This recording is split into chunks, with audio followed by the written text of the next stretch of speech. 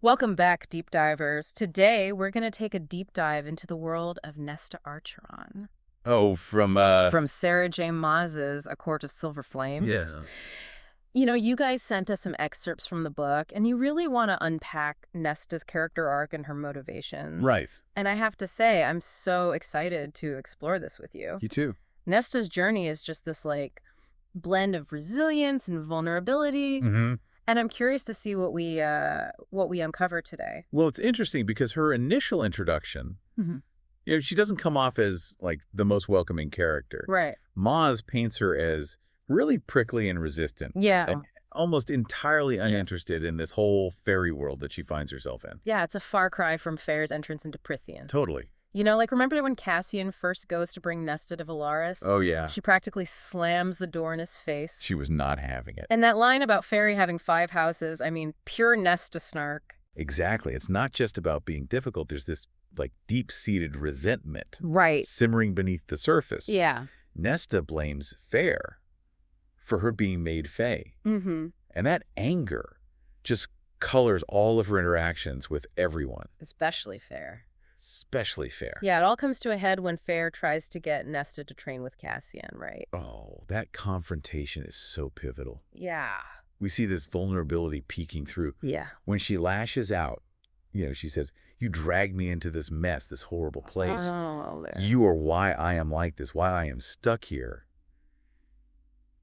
It just reveals how trapped and powerless she feels in this whole situation. Right, so she's thrust into this training regimen with Cassian. Right.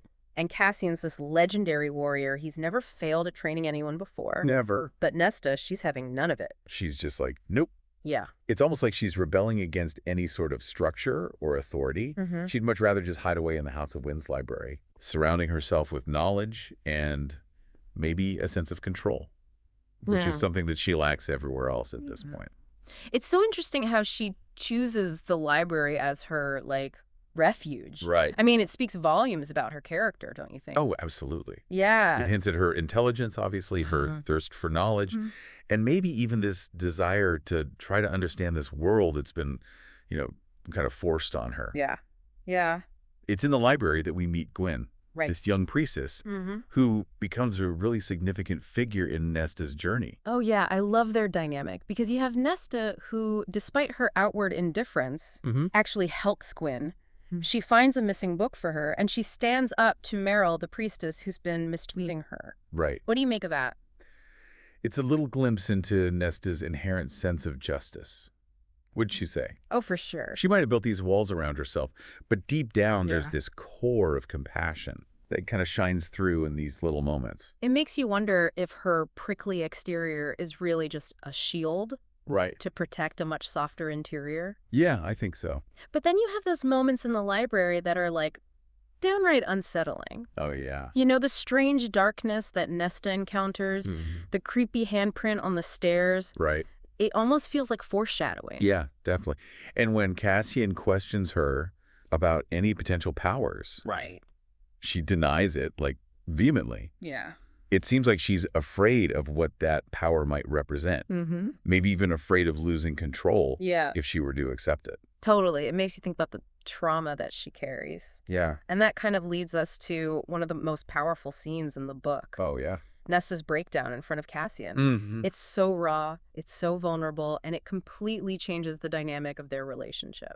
Oh, it's a turning point for both of them. Yeah. Cassian, who initially just saw her as a challenge, finally sees the scared, wounded woman beneath the armor. Right. And he realizes that her fear of fire isn't just about the flames. Right.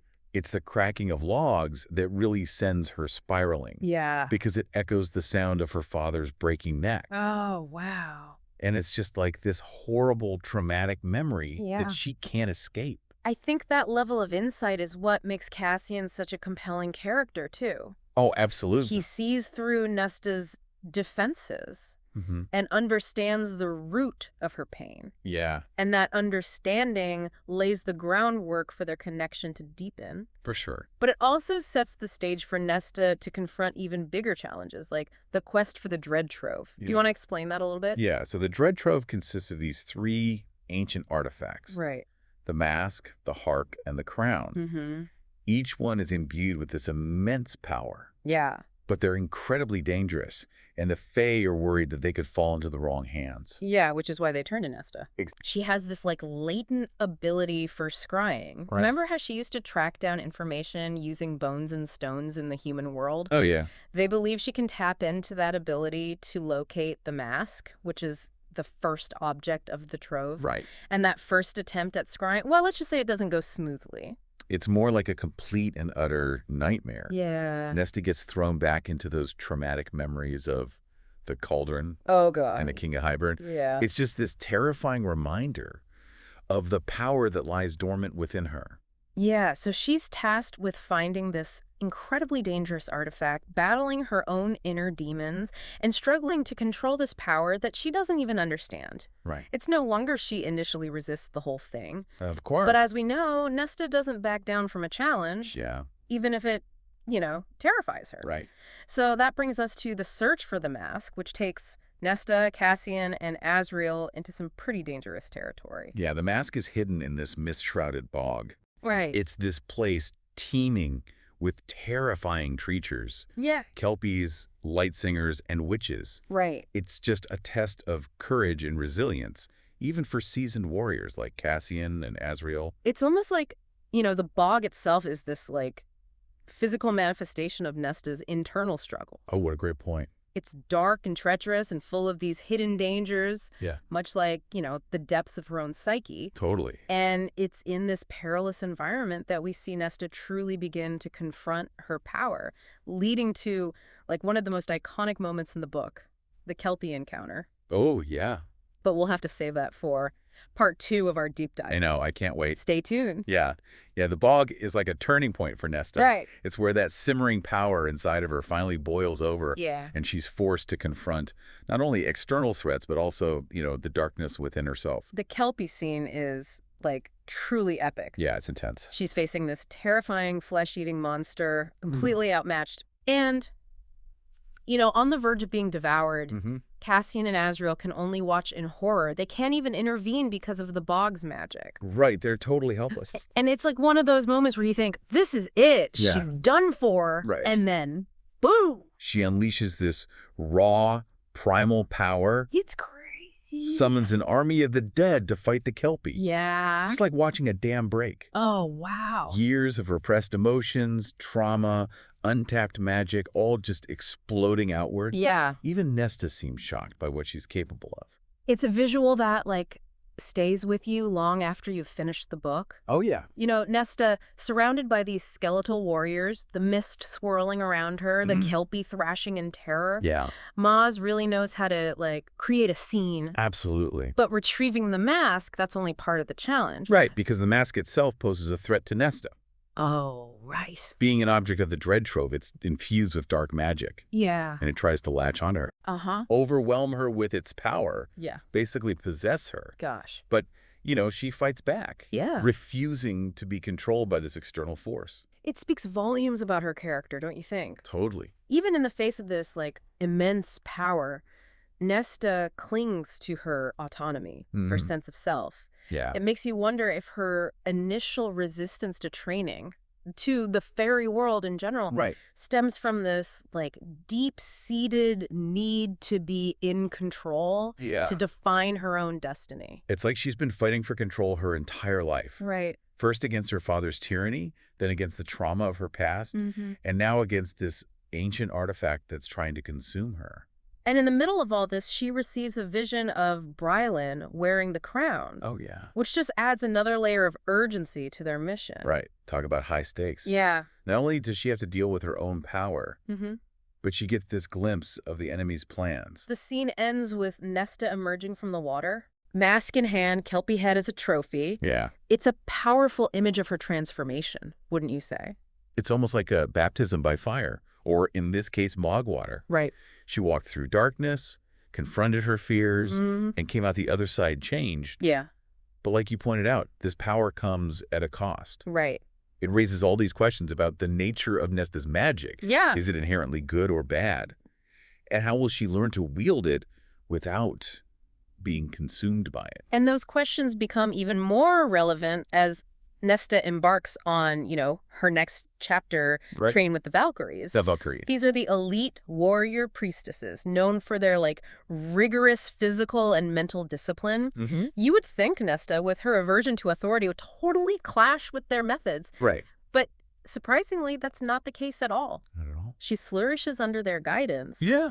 And finds a sense of purpose and belonging that she's been craving. Remember Emery? Oh, yeah, the winged female from the shop. Yeah. Yeah, she joins the training, too. And their bond becomes this source of strength for both of them. For sure. I love that little detail about the white ribbon cutting ritual they create.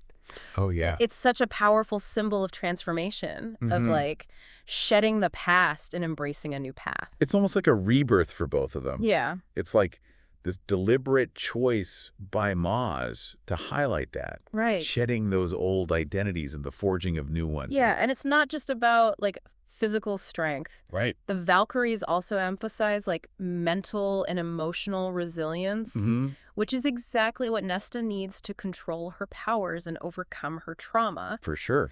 It's so interesting how this training, which was initially imposed upon her, becomes a source of empowerment for Nesta. Totally. But let's be real, she's still Nesta. Oh, yeah. She's not going to suddenly become all sunshine and rainbows. Definitely not. She still struggles with her feelings for Cassian and kind of buries them under the intensity of the training. Yeah. Her feelings for Cassian are a whole roller coaster. Yeah. And it doesn't help that he's keeping this massive secret from her. What? Their mating bond. Oh, gosh, yeah. Remember, in the fairy world, a mating bond signifies like a soulmate connection, an unbreakable link between two souls. Which, for someone like Nesta, who values control above all else, is probably the most terrifying thing imaginable. Exactly. It's like handing over the reins to her very being. Right. And Cassian, bless his heart, struggles with how to even reveal this to her. Right. He knows how she'll react. Yeah. And he's just trying to find the right time, the right way. Of course, secrets have a way of coming out. Always. And when Nesta eventually discovers the truth, oh boy, let's just say fireworks erupt. Yeah, that confrontation is explosive. Yeah. She feels betrayed, manipulated, throws Cassian's past mistakes back in his face. It's like all the progress they made just comes crashing down. But beneath the anger, there's a deeper fear at play, isn't there? Oh, absolutely. The mating bond represents this loss of control for Nesta. Right. A surrender to a force bigger than herself. Yeah. And after everything she's been through, fighting so hard to regain her autonomy, the idea of being bound to someone, even Cassian, is terrifying. It makes you wonder if her refusal of the bond is less about Cassian and more about her own internal struggles. Right. But as we know, external forces have a way of intervening, and a new threat emerges that really puts everything into perspective. What's that? Fair's pregnancy. Oh, right. Fair's pregnancy is high risk because the baby has wings. There's Mhm. this very real danger of Fair dying during childbirth. Right. And Rysand, desperate to protect his mate, Yeah. makes a bargain that could have deadly consequences for himself. So we have Fair facing a life or death situation. Right. Rysand making risky bargains. Mhm. And Nesta grappling with her powers and her feelings for Cassian. Yeah. Talk about a recipe for disaster. And then to complicate matters further, Fair decides to participate in the rite. Oh, yeah. The right. This brutal Illyrian warrior tradition, Mm-hmm. a test of strength and endurance. Right. Fair believes that if she completes it, it might increase her chances of surviving childbirth. It's a crazy idea. Yeah, But Fear's never been one to back down from a challenge. that's true. So, But how does the rite connect to Nesta's journey? right. And what about Cassian and Azriel? Where do they fit into all of this? Well, while Fair is preparing for the rite, Okay. Cassian and Azriel are tasked with retrieving Eris from the Autumn Court. Right, yeah. Remember Eris? He's been like this shadowy figure throughout the series, and Yeah. it turns out he's more complex than we initially thought. A lot more. Eris has always been this enigma. I'm Yeah. so curious to see how he plays into the larger narrative. Yeah, so we have Fair preparing for this perilous rite. Cassian and Azriel on this mission to retrieve Eris and Nesta. Well, what's happening with Nesta during all of this? Nesta, along with Emery and Gwen, find themselves facing their own challenges during the rite. Oh, no. They encounter blizzard conditions, treacherous terrain, Gosh. and to make matters worse, Uh-oh. They're attacked by Illyrian males. Oh, wow. Who are also competing in the right. Right. Remember, these women are not trained warriors. Yeah. They're relying on their Valkyrie skills, their bond with each other, and, sheer willpower to survive. It's like watching a David and Goliath situation unfold. Yes. These women facing off against these, hulking Illyrian warriors. It's going to be epic. I just know it's going to be epic. Oh, yeah. But we'll have to wait for part 3 to see how it all plays out. Last we left off, Nesta, Emery, and Gwyn, they were facing down those Illyrian warriors during the rite. Yeah, talk about a cliffhanger. I'm dying to know what happens next. It's a brutal fight for survival. Remember Bellius? Emery's cruel cousin? He becomes their main antagonist. Right. Determined to stop them at any cost. God. Even threatening to kill Nesta. It's a testament to how far Nesta's come, you know? Oh, yeah. That she stands her ground, refusing to be intimidated. Especially with Emery and Gwyn's lives on the line. But even with their Valkyrie training. Yeah. They're outnumbered, exhausted. Yeah. And injured. Emery's even struggling with her, injured wings. Yeah. How do they possibly overcome such odds? Right. Well, remember that mission Cassian and Azrael were on to retrieve Eris. Yeah. It turns out Eris plays a crucial role. Really? In the outcome of the rite. Okay. He reveals that he made a bargain with Nesta back at the Autumn Court. Okay. Promising to come to her aid if she ever called upon him. A bargain with Eris. I'm surprised. Right? I never would have pegged him as someone to, honor a debt. Especially to someone who stood up to his, tyrannical father. Totally. It speaks to, a hidden depth in Eris's character. Yeah. This sense of honor that maybe even he didn't realize he possessed. Yeah, maybe. And true to his word, he shows up with Cassian and Azrael. Right. Just as Bellius is about to land a fatal blow on Nesta. Oh, my gosh. Talk about a dramatic entrance. I know, right? So the brothers, along with Eris, unleash their fury on Bellius and his cronies. Yeah. I bet that was a satisfying beatdown to witness. Oh, for sure. But it wasn't without casualties. Emery is battered, but alive. Yeah. But Gwyn has succumbed to exhaustion and injuries. Right. Needing immediate care. Gosh, Gwyn's resilience throughout this whole ordeal is remarkable. She's endured so much. Yeah, she has. Physically and emotionally. Yeah. But what about the rite itself? Yeah. Do they manage to complete it? Well, it's Nesta who ultimately reaches the peak of Ramil, Okay. carrying the weight of her friend's sacrifices with her. And it's there, at the summit, that she makes this shocking discovery. What's that? The crown. Okay. The final object of the Dread Trove. Right. It's not hidden away like they expected. Oh. It's sitting on Brylan's head. Wait, what? I know. Brylan is at the top of Ramiel, but how did she get past Rysand and Fair? Right. I mean, they were supposed to be guarding Valaris. This is where Brylan's, cunning comes into play. And the crown's power. Right. It seems she's been manipulating events from the shadows. Gosh. Using the crown to slip into Valaris undetected. So her goal all along has been to, acquire the entire Dread Trove for herself. Exactly.